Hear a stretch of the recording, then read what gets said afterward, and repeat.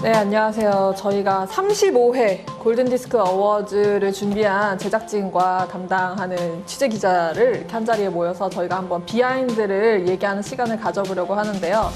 골든디스크에서 방탄소년단은 이제 매년 신인상 때부터 시작해서 본상 무대와 또 대상을 받으면서 무대를 꾸준히 준비해왔지만 이번에는 방탄소년단 무대 세트를 만들 때 좀 포인트를 줬던 점은 뭐가 있었는지. 우리가 코로나 시대지만 그래도 현장감 있는 공연과 시상식을 좀 연출해보는 게 어떻겠냐. 그래서 저희는 이번에는 그래픽 기술을 최대한 배제한 상태에서 한번 해보자, 이런 의견들이 좀 있었어요. 올해는 또 어떤 상징적인 거를 가져갈 수 있을까 고민하다가 이제 블랙스완과 날개를 접목해서 스케일감 있는 실제적인 무대를 한번 팬들이 없더라도 구현해보자 해서 아마 그렇게 저희가 좀 진행을 했던 것 같습니다. 매년 사실 방탄 무대 준비하면서 부담이 많이 가는 건 또 사실이에요. 근데 포인트 준 건 항상 동일해요. 컨셉이 바뀔 뿐이지 스케일감이 있어야 되고, 그리고 한 번도 보지 못한 무대여야 하고, 이런 것들이 가장 큰 포인트며 부담감이며 뭐 이랬던 것 같아요. 이번 무대 때 그러면 제일 신경 썼던 부분이? 저는 사실은 방탄의 무대를 준비할 때는 약간 아미들과 방탄소년단에게 매년 정리하는 시상식에서 뭔가 하나를 주고 싶은 그런 게 있었어요. 그게 이제 혜태의 등장이 됐고, 그 다음에 퓨마의 상징성이 됐고, 이제 올해는 날개가 됐는데, 제가 더 이렇게 좀 뜻깊게 연출을 하면서 느꼈던 거는 그 어떤 뮤직비디오의 히스토리를 이제 미니어처로 만들어서 멤버들이 거기를 지나면서 이렇게 노래를 하고 스테디캠으로 화면으로 봤을 때 약간 이렇게 고생해서 지금의 방탄소년단이 있지 않았나, 이런 것들을 좀 느낄 수 있어서 그 부분에 좀 신경을 써서 연출했던 것 같습니다. 저는 항상 한 2가지 정도는 매번 신경 쓰는데, 안전에 가장 신경 썼고, 그 다음에 그 스케일감을 어떻게 공간에서 표현할까.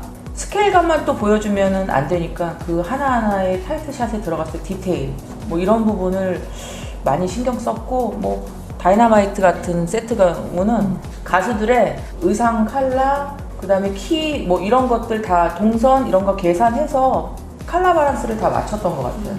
일단 중요한 게 멤버들의 컨디션이었던 것 같아요. 현장 왔을 때 기분이 어떤지, 또 뭐 필요한 건 없는지 우선 체크를 좀 했었고, 또 리허설 때 반응 같은 거를 살피면서 기사를 좀 쓰려고 구석에 있었거든요. 근데 멤버분들이 막 세트가 너무 예뻐요 이런 얘기를 마이크에 대고 직접 하셨잖아요. 그런 것도 너무 이렇게 보는 입장으로서 되게 즐거웠었습니다. 뭐니 해도 그 날개 세트가 진짜 현장에서 봤을 때 정말 압도적이었거든요. 도대체 어떻게 했는지, 그게 도대체 어떤 소재인지, 어떻게 움직일 수 있는 건지. 그게 움직이는 날개가 아니었어요. 원래는 뭘 부탁하셨어요? 원래는 그 날개를 타고 내려오는 거였어요. 그 이렇게 위에서 그냥. 이제 방탄이 내려오는 거였는데, 날개를 가지고 멤버들이 타고 내려오는 등장씬을 같이 회의하고, 이걸 어떻게 미술팀에서 구현해 줄 수 있을지 고민하고 있던 찰나에 이틀 만에 동영상이 하나 저희 단체방에 왔어요. 맞아요. 동영상이 왔는데 미니어처 블랙 날개로 벌써 테스트를 하고 계시더라고요. 그래서 저희가 깜짝 놀랐죠. 와, 이 잠도 안 주무셨겠구나, 이런 생각이 들었죠. 미니어처가 아니에요. 일반적인 세트 사이즈보다는 4m 이상의 날개를 미니어처라고 얘기하시니까. 그렇죠. 실제에 비하면 미니어처죠. 예. 그 부분을 또 이제 그냥 단 게 아니라 이제 뭔가의 퍼포먼스를 그 세트에서 또 주고 싶었어요. 그래서 움직임을 이렇게 이제 실제로 구현을 한번 해봤죠. 이렇게 날아가는 거를. 그러면 감독님 처음부터 움직이는 걸 생각을 하셨어요? 네, 움직여야 되겠다. 왜냐면 저는 매년 움직였거든요. 올해도 이거 무조건 움직여야 되는데 어떻게 움직이지? 사실은 불가능했어요. 이제 하중 계산을 해보니까 설치 자체가 안 되는 여건이었어요. 그래서 공간을 2개를 빌려서 무대의 방향을 돌렸어요. 그래서 이 기둥 하나하나, 보 하나하나마다 계산해서 달았던 것 같아요. 한 3개월 넘게 방탄소년단 무대 같은 경우는 준비를 미리 시작을 했는데, 코로나가 좀 심각해지면서 장소가 바뀐 거거든요. 그러면서 진짜 다른 홀을 빌려가지고 다시 또 테크 리허설을 해주시고, 저희도 그거 가서 보고 또 이제 소재에 굉장히 좀 신경 썼잖아요. 이게 맞아요. 또 블랙이라는 게 그냥 소재가 좀 노멀하면 조명이 안 받고 멋있는 그림이 안 나오거든요. 그래서 그 소재 메탈이나 이런 부분들에 대해서 맞아요. 굉장히 많이 좀 고민했었던 것 같아요. 부드러운 느낌이 아니라 메탈 느낌이 나고 싶었어요. 근데 역시 하중 문제죠. 올 메탈로 하면 하중이 너무 어마어마한 거예요. 기본적인 사이즈 자체가 이렇게 있는데 그 무게를 이미 초과한 거죠. 그래서 천장에 뭐 조명 부분 이런 거 다 변경하고 그래서 무조건 이거는 살려야 된다. 뭐 이렇게 했던 것 같아요. 그래서 사실 이 날개에 6명이 다 타고 내려오는 버전도 우리가 이야기했었고, 그리고 날개가 2개가 있어서 3명 타고 내려오는 것도 이야기를 했었고, 막 여러 버전으로 이야기하다가 날개만 있으면 재미없겠다. 그래서 앞에 이제 다른 좀 스토리를 담아서 한 명 한 명 따로 등장, 그리고 날개로 웅장하게 등장, 마지막에 슈가 씨 등장, 이렇게 스토리를 짜서 준비했던 것 같아요. 그리고 또 이제 그런 시간들을 줄여주기 위해서 오프닝 등장씬 같은 경우는 저희 스태프들이 대역으로 동영상을 찍어서 멤버들한테 미리 보여줬어요. 그랬더니 좀 더 수월하고 멤버들 훨씬 좋아하는 그런 상황이었습니다. 저는 이제 리허설 때 봤을 때 슈가 씨가 처음에 통에 내려가서 준비를 해야 되잖아요. 근데 엄지를 들고 이렇게 내려가시더라고요. I'll be back 같은 명장면 따라하듯이 내려가시고 정국 씨가 이제 하늘로 올라가셨잖아요. 두 분이서 이렇게 손을 또 막 맞잡고 되게 연출을 많이 하시더라고요. 현장에서 좀 재밌었어요. 지켜보는 동안. 작가님이 블랙스완을 계속 고집했었죠. 고집해서 네. 오프닝에 어떻게든 녹여냈던 거죠. 그냥 멋있는 등장은 어디서든 많이 할 수 있으니 우린 이제 거기다가 등장의 스토리를 담아보자. 이제 섀도우를 상징한 안개들을 걷어내고 멤버들이 나오고, 그리고 흑조의 날개로 비상을 하고 무대가 이렇게 펼쳐지면서 이 억압이 깨진다는 그런 의미였거든요. 그래서 그게 빛이 비추어진다. 그리고 이제 모두가 다 완전체가 모였다. 약간 이런 스토리?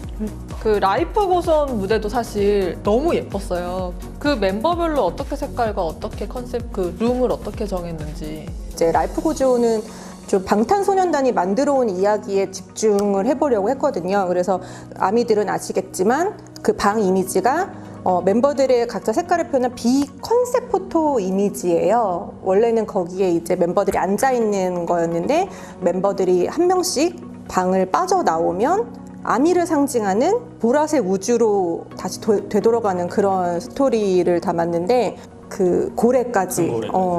그리고 이제 그 LED 룸의 인트로 같은 경우는 저희가 이제 스포츠 중계에 들어가는 슈퍼 슬로우 캠을 설치를 해서 그 부분을 촬영을 하고 바로 현장에서 편집을 해가지고 저희가 슬로우도 걸고 색깔도 보정하고 하는 작업을 그날 밤새 해서 하루 만에 나온 장면이었어요. 고생하셨네요.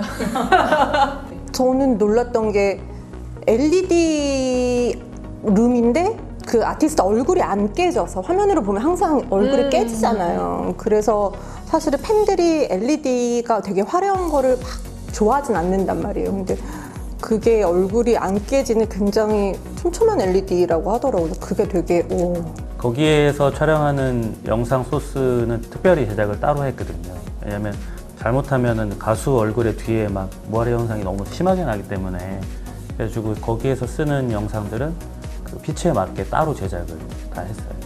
그 미니어처는 어떻게 준비를 하게 됐는지. 그 공간이 이제 미니어처를 하나의 그 뮤지엄으로 표현한 건데, 지난 방탄의 무대가 하나의 예술 작품이었다, 뭐 이런 메시지를 주고 싶어서 그 표현을 작은 뮤지엄 공간으로 이렇게 연출을 한 거죠. 그래서 멤버들이 이렇게 돌아보면서 지난 시간을 회상했으면 좋겠다, 뭐 이런 생각으로 그 공간을 만들었던 것 같아요. 처음에는 미니어처가 아니었었어요. 처음에는 맞아요. 실제 그 뮤비 맞아요, 장소를 진짜 지으려고 했었어요. 세트로. 이런 팀이에요. 그랬는데 개인적인 돈으로 하시려고 했던 거죠? 그렇죠. 네, 저희가 연출료랑 작가료 다 내놓고 한번 해보자 했었는데, 그렇게 큰 스케일로 가려다가 오히려 완전 미니어처로 작게 가니까 거기서 더 멤버들이 현장에서 너무너무 좋아했잖아요. 그렇죠. 그렇죠? 맞아요. 빅히트하고 이제 회의를 하면서 뮤직비디오의 어떤 이미지 컷들을 고르고 그 멤버가 어떤 멤버랑 맞는지에 대해서는 굉장히 많은 교류를 했고요. 심지어는 이게 이제 그 방시혁 대표님이 최종 컨펌을 하시고 저희가 아이디어 드렸던 거와 바뀌어서 온 부분들도 있었고요. 소속사 대표님이 이 이미지 하나까지 다 이렇게 신경을 쓰신다는 거에 되게 깜짝 놀랐어요. 놀랐죠. 그래서 뭐 정국 씨 같은 경우는 노모어 드림 이미지로 이제 저희가 제작을 했고, 지민 씨 같은 경우는 아니주로 했고, 그다음에 RM 씨 같은 경우는 피땀 눈물, 그다음에 B 씨 같은 경우는 DNA, 진 씨는 페이클럽, 슈가 씨 같은 경우는 작은 것들을 위한 시, 제이홉 씨는 원으로 그 이미지 커트를 협의해서 만들게 됐습니다. 네. 그 멤버들 미니어처 보고 각자 어떤 반응이었는지. 그러니까 무대에 올라오자마자 이제 미니어처를 보고 와 이거 노멀드야, 뭐 이거는 뭐 DNA야 막 다니면서 막 너무 이게 소년들 같기도 했고, 온 미니어처는 이제 불 들어오는 거를 이제 구현하기 위해서 불을 켤 수가 있었어요. 근데 정국군이 그게 신기했는지 계속 온 미니어처 앞에서 와 불 들어온다 켰다 계속 하고 있는 거에서 근데 저는 계속 그러니까 너무 좋아해 주는 거는 좋은데 또 고장 날까 봐? 고장 방송되기 전에 망가지면 안 되는데, 다행히 또 그 RM 군이 나는 만지면 안 되지 막 이렇게 제어해 주고. 이제 리허설이 끝나고 본 무대를 준비해야 되는데 이제 지민 군이 안 내려가고 무대 위에 계속 있는 거예요. 그래서 핸드폰으로 미니어처 사진을 계속 이렇게 찍고 셀카도 찍고 막 이렇게 찍으면서 이거 가져가도 되냐고. 그래서 가져가도 된다 그랬더니 그 멤버 몇 분이 미니어처 세트를 가져가신 걸로 알고 있어요. 그리고 또 그 다이너마이트 무대도 너무 예뻤는데 어떻게 했는지. 엘리베이터 같은 경우도 진짜 엘리베이터처럼 편안하게 이렇게 내려올 수 있게 뭐 리허설도 초 다 하나하나 맞춰서 했거든요. 이제 실제 엘리베이터가 아니니까 조금 디테일이 떨어질 수 있거든요. 근데 저희는 또 그런 부분을 또 용납 못하고 진짜 엘리베이터처럼 스무스하게 딱 정차하는 거 보고 그 아티스트가 이거 진짜 엘리베이터인 줄 알았어요. 뭐 다들 그렇게 말씀해 주시더라고요. 그래서 그때 또 디테일을 했더니 역시 뿌듯해. 이런 혼자만의 또. 다이너마이트는 저희가 또 슬로우 잼 버전이어서 퍼포먼스가 되게 화려한 무대가 아니었어요. 그래서 동선을 엄청 디테일하게 짰던 것 같아요. 멤버들이 무대에서 놀 수 있는 거리를 만들어주면 좋겠다는 그런 생각으로 무대를 준비했던 것 같아요. 그 온 무대 때는 워낙 안무팀이 많이 나와서 신경 많이 쓰셨을 것 같은데. 굉장히 힘들어요. 걱정되고. 하중 때문에 무대가 스틸 구조로 하부 보강 다 하고 바닥도 그렇게 준비했는데 흔들흔들하죠. 예, 진짜 100명씩 올라가니까 이게 내려가요 막 훌렁훌렁. 그래서 한번 리허설 하고 무대 바닥 밑으로 가서 뭔가 문제 없나? 그거를 한 바닥을 4번 내려갔던 것 같아요. 모르시겠지만 엄청 내려가서 계속 보강했어요. 저희가 원래 온의 드럼 퍼포먼스가 있잖아요. 그거를 물을 채운 드럼을 멤버들이 퍼포먼스로 이렇게 쳐서 물이 이렇게 튀기고 그거를 슈퍼 슬로우 캠으로 찍어서 이렇게 잡는 거를 생각을 했었는데, 물이 튀기면 이게 합선 문제가 있더라고요. 바닥에 제가 안 LED, 된다고 했어요. 그렇죠. 네. 바닥에 LED가 깔려 있기 때문에. 그래서 그거 되는 방법을 좀 알려주세요 했는데 항상 죄송해요. 다 된다고 안 된다고 했어요. 그거는 그러니까 비주얼에 굉장히 욕심이 많은 사람인데 그래도 첫 번째는 안전이더라고요. 그래서 그 합선 문제랑 그 앞에 장치가 너무 많았어요. 그래서 그거는 도저히 진짜 안 될 것 같아서, 아시잖아요. 안 된다고 안 하잖아요. 근데 윤 감독님 처음으로 안 된다고 했던. 네. 근데 그거는 안전하고 직결돼서. 이번에 방탄소년단 무대 끝나고 방송까지 딱 확인하시고 나서 어떠셨는지. 그 빅히트 담당 직원들하고 저희 연출팀하고의 또 단체방이 또 있어요. 생방 끝나자마자 제일 처음 문자가 띵 온 게 그 단체방의 빅히트 직원들이 너무 감사하다, 수고하셨다 이런 얘기를 중기차에서 딱 끝나자마자 봤는데 있더라고요. 그래서 또 되게 뿌듯한 마음이었던 것 같아요. 물론 준비가 너무 힘들고 고되지만 그 한마디, 너무 무대 이뻐요, 가져가고 싶어요, 감사해요, 이거 한마디 들으면 되게 스윗한 편이죠. 네. 멤버들이 굉장히 스윗하죠. 그 힘든 게 스르르 녹더라고요. BTS 담당 작가님이 이제 실시간 반응 체크하는데 아미분들이 이제 라고 무대에서 눈물이 났다, 울었다 이런 반응들이 너무 많았었는데 그거 보면서 이제 방탄소년단과 함께 사람의 마음을 움직이는데 일조할 수 있어서 너무너무 뿌듯했다고 꼭 말해달라고 하시더라고요. 방탄소년단이 대상을 받기 전부터 이제 봤거든요. 근데 그때나 지금이나 인터뷰할 때 보면 똑같은 것 같아요. 항상 뭐 재미있는 거 있으면 먼저 찾고 먼저 하고 싶다고 말씀해 주시고 프로다운 모습을 맨날 보여주시니까 같이 하는 입장으로서 아, 이분들이 왜 성공할 수밖에 없는지 알 수 있었던 것 같아요. 방탄소년단을 골든디스크에서 처음 제가 만났던 게 말레이시아 골든디스크 때, 그때 아마 처음으로 제가 무대에서 만나서 이제 거의 매년 보고 있는 것 같은데, 그때 처음 봤을 때 모습하고 하나도 변함이 없는 것 같아요. 그러기 쉽지 않은데 그게 제일 그래도 지금의 BTS를 만들지 않았나 그런 생각합니다. 방탄소년단 분들 또 이렇게 제작진 분들 고생해서 팬들한테 선물 같은 무대를 보여줄 수 있지 않았나라는 생각이 들고 36회 이제 준비하셔야죠. 아, 지금 이미 뭐 머릿속에 준비하고 있어요. 그때 끝나고 나서 그만하시겠다고 했던 것 같은데. 너무 힘드니까. 아무쪼록 뭐 이번 무대에 팬분들 많이 이제 좋은 댓글 많이 달아주셔서 감사하고, 또 방탄소년단 무대와 관련해서 앞으로 어떤 무대를 하면 좋을지 이런 아이디어도 영상 밑에 댓글로 달아주시면 열심히 준비를 할 테니 기대 많이 해주시고, 우리 제작진 분들도 수고했다고 많이 댓글 달아주시면 감사하겠습니다. 지금까지 35회 골든디스크 어워즈 팀이었습니다. 감사합니다.